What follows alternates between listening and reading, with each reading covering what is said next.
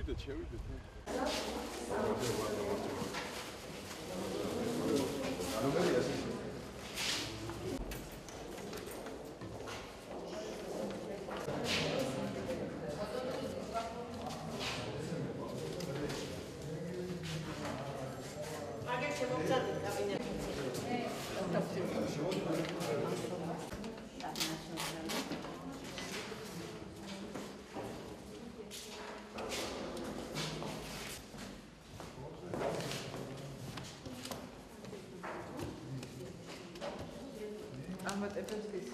პირველად ტარდება ასეთი მასშტაბის თვითმმართველობის რეფორმა მოგიხსენებათ.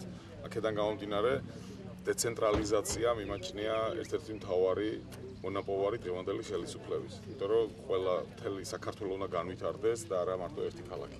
მე დარწმუნებული ვარ, რომ არჩევანი, რომელიც დღეს გაკეთდება ქართველი ხალხის მიერ, იქნება ქვეყნის ხვალინდელი უკეთესი მომავლის საწინდარი ერთობის ერთსულოვნების, გამარჯვების, წარმატების, წინსვლის, ჩვენი ქვეყნის მოსახლეობის უკეთესი ხვალინდელი დღის საფუძველი. მე რა თქმა უნდა, ხმა მივეცი იმ პოლიტიკურ ძალას, რომლის ჯერა და რომლის მომავლისთვის ბრძოლაში და საქართველოს ერთიანობისთვის და უკეთესი ხვალინდელი დღის ბრძოლაში მჯერა, რომ მას შეუძლია სწორედ გადამწყვეტი როლის შესრულება.